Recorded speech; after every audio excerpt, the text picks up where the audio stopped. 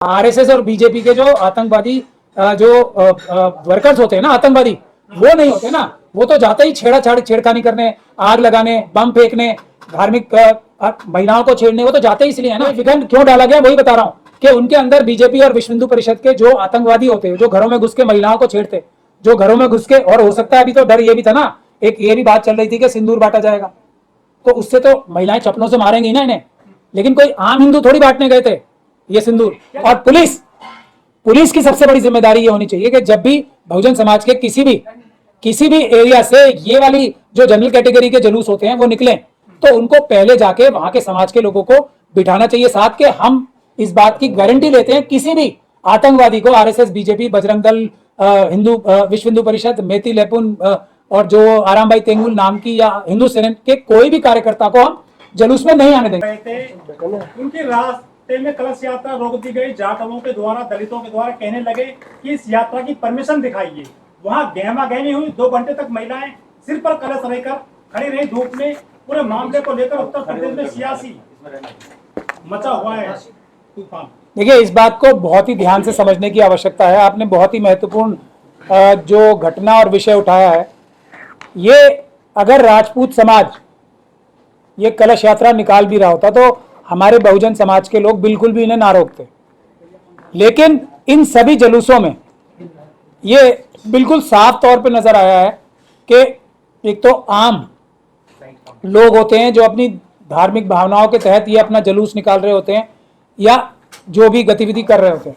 इन सभी जुलूसों में आरएसएस और बीजेपी के, बजरंग दल और विश्व हिंदू परिषद के ट्रेंड आतंकवादी जो गुंडे होते हैं वो घुस जाते हैं, 100, 200, 500, 50 जितने भी होते हैं, और वो रास्ते में जो बहुजन समाज के घर होते हैं उन पे हमले करते हैं, उनकी महिलाओं के साथ बदतमीजी करते हैं और उनके धार्मिक स्थलों को जाके नुकसान पहुंचाते हैं। कौन? ये आम जो अपने आप को ब्राह्मण समाज के या जनरल कैटेगरी के लोग कहते हैं, वो आम लोग नहीं करते। ये बीजेपी और आरएसएस के जो ट्रेंड आतंकवादी कार्यकर्ता होते हैं वो करते हैं। तो अब लेकिन नाम सबका बदनाम है। अब कौन ऐसे आतंकवादियों की गतिविधियों को अपने मोहल्लों में अलाउ करेगा? तो क्या गलती की उन्होंने? और पुलिस की सबसे बड़ी जिम्मेदारी ये होनी चाहिए कि जब भी बहुजन समाज के किसी भी एरिया से ये वाली जो जनरल कैटेगरी के जुलूस होते हैं वो निकले, तो उनको पहले जाके वहां के समाज के लोगों को बिठाना चाहिए साथ के। हम इस बात की गारंटी लेते हैं किसी भी आतंकवादी को, आरएसएस, बीजेपी, बजरंग दल, विश्व हिंदू परिषद, मेती लेपुन और जो आराम भाई तेंगुल नाम की या हिंदू सेना के कोई भी कार्यकर्ता को हम जुलूस में नहीं आने देंगे। तो फिर कोई ऑब्जेक्ट नहीं करेगा, क्योंकि जनरल हिंदू जो है, ये हिंदू तो पता नहीं क्या होता है, मुझे पता नहीं है, लेकिन जनरल कैटेगरी के जो ब्राह्मण समाज के धर्मों को मानने वाले लोग हैं। अगर आप भी मोबाइल में मौजूद वीडियो को YouTube पर 10 से 12 घंटे तक लाइव करना चाहते हैं तो आ गया है भारत में बना पहला go live India mobile application. इसके द्वारा आप किसी भी वीडियो को YouTube और Facebook पर आसानी के साथ लाइव कर सकते हैं और लिंक के जरिए YouTube की वीडियो Facebook पर और Facebook की वीडियो को YouTube पर लाइव करके कंटेंट वायरल कर सकते हैं।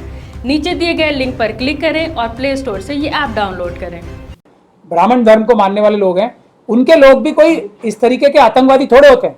लेकिन आरएसएस तो धार्मिक यात्रा थी, कलश यात्रा थी, विघटन डाला गया है उस यात्रा में। नहीं, विघटन क्यों डाला गया वही बता रहा हूँ कि उनके अंदर बीजेपी और विश्व हिंदू परिषद के जो आतंकवादी होते हैं, जो घरों में घुस के महिलाओं को छेड़ते, जो घरों में घुस के, और हो सकता है अभी तो डर ये भी था ना, एक ये भी बात चल रही थी कि सिंदूर बांटा जाएगा, तो उससे तो महिलाएं चप्पलों से मारेंगी ना इन्हें, लेकिन कोई आम हिंदू थोड़ी बांटने गए थे ये सिंदूर। क्या तो हिंदू नहीं है? हाँ?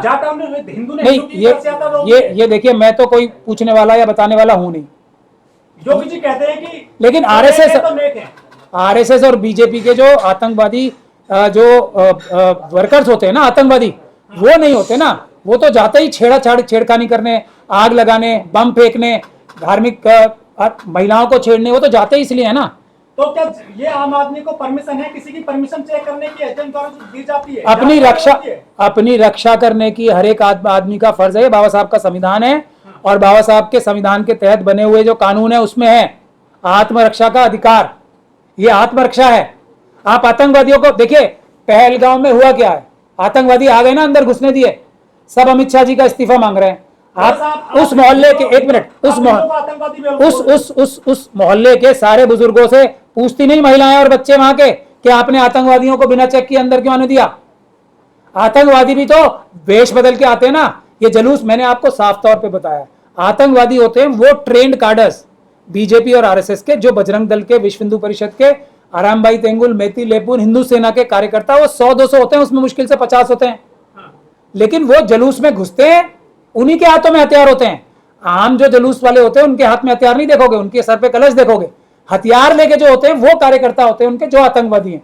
लेकिन अब ढाल बना के जो ये आम लोग जा रहे हैं, उनको ढाल बना के आतंकवादी घुस आए तो वहां के मामला ये है कि 14 अप्रैल को उन्होंने रोक ली थी उनकी यात्रा बाबा साहब की, तो अब उन्होंने उनकी रोक ली, हम उन्होंने एक्शन टिट फॉर टैट नहीं हो रहा, ये आप गलत समझ रहे हैं। देखिए, जो बाबा साहब की जो यात्रा निकलेगी वो तो संवैधानिक यात्रा होगी। बाबा साहब की यात्रा के लिए तो परमिशन लेने की भी आवश्यकता नहीं, क्योंकि यहाँ कोई आतंकवादी थोड़ी है, पहली बात। और दूसरा, जो बाबा साहब को लेके जा रहा है वो तो संवैधानिक व्यक्ति हो गया ना, तो उसमें तो कोई खतरा होता ही नहीं है, बल्कि सब लोगों को मिलकर उसका साथ देना चाहिए। पर वो यात्रा रोकी गई ना ठाकुरों द्वारा, वो फिर ठाकुरों द्वारा, फिर वही आप बात कर रहे हो। कोई भी ठाकुर जो संविधान को मानने वाला होगा वो कभी नहीं रोकेगा। वो रोकते कौन है? वही आतंकवादी। तो इसमें फर्क करना बहुत जरूरी है। जनरल जो ब्राह्मण धर्म को मानने वाले लोग भी है ना, वो आतंकवादी नहीं है। वो मतलब उनकी आस्था हो सकती है जो हम लोगों को पसंद नहीं आती, संविधान के अनुरूप नहीं है, लेकिन वो आतंकवादी नहीं है। सर वो तो ग्वालियर हाईकोर्ट में अनिल मिश्रा तो संविधान पढ़े हुए वकील एडवोकेट, वो बाबा साहब का विरोध तो जो बाबा साहब का विरोध करे वो आतंकवादी तो होता है। वकील बनने से ऐसा थोड़ी होता है कि आतंकवादी रह जाता है या नहीं रह जाता आदमी। ये मैं खुल के बोल रहा हूँ। और बाबा साहब की मूर्ति वहां लगेगी, ये भी मैं बहुत बार बता चुका हूँ, और हम लोग जाएंगे और वहां मूर्ति तो लगेगी। ये सब भूल जाए तो बेकार की बातें हैं। बाकी अब तो वो ये भी कह रहे हैं कि बाबा साहब संविधान निर्माता कहना उनको गलत होगा। वो उनका ये हक अधिकार भी बाबा साहब ने अपने संविधान के माध्यम से दिया है कि आप झूठ भी बोल सकते हो। ये झूठ बोलने का अधिकार भी उनको बाबा साहब के संविधान ने दिया है। तो अब जो संविधान ने हक दिया उसके मजे लेने दो उन्हें। आपने अभी कहा मूर्ति वहीं लगी, कैसे लगेगी मूर्ति? तो वापस चलेगी वहां से। इस दुनिया की कोई ताकत जो संवैधानिक रूप से, कानूनी रूप से मूर्ति लगने के आदेश हुए हैं उसे खत्म नहीं कर सकती। मूर्ति वहीं लगेगी, मैं ये बता रहा हूँ आपको। आदेश मान कहाँ रहे वो वकील? वो वकील कौन होते हैं? ये तो हमारे जो चीफ जस्टिस साहब थे, उन्होंने थोड़ी पता नहीं लापरवाही किया क्या किया। ऑर्डर थे, पुलिस को बुलवाते, अपने आप पुलिस लगाती और ये प्रशासन लगाता। उनको क्या जरूरत थी तकलीफ उठाने की? कोई रोक ही नहीं सकता, कैसे रोक लोगे? ये जो विरोध में है वकील, ये बाबा साहब को मानते ही नहीं है या जानते नहीं है? ये जानते तो अच्छे से हैं। हाँ। ये बाबा साहब की मान नहीं सकते क्योंकि इनकी मजबूरी है। क्योंकि तो बाबा साहब की तो चल रही है उनकी संविधान के दम पर। वो तो सबकी चल रही है, तो ये क्या देश की खाते हैं और देश के खिलाफ जो गद्दारी करते हैं, यही तो है मनुवाद। क्या होता है? जिसकी खाओ उसी की गद्दारी करो। देश की तो खा रहे हैं सब, इस वक्त तो संविधान की खा रहे हैं ना सब। जो संविधान के निर्माता के की मूर्ति से कुछ भी द्वेष रख, उनको तो वेलकम करना चाहिए ना। कोई भी देशभक्त होगा तो वो तो खुद ही, लेकिन या देशभक्त होने का नाटक भी करेगा, वो तो खुद ही लगाएगा बाबा साहब की मूर्ति को।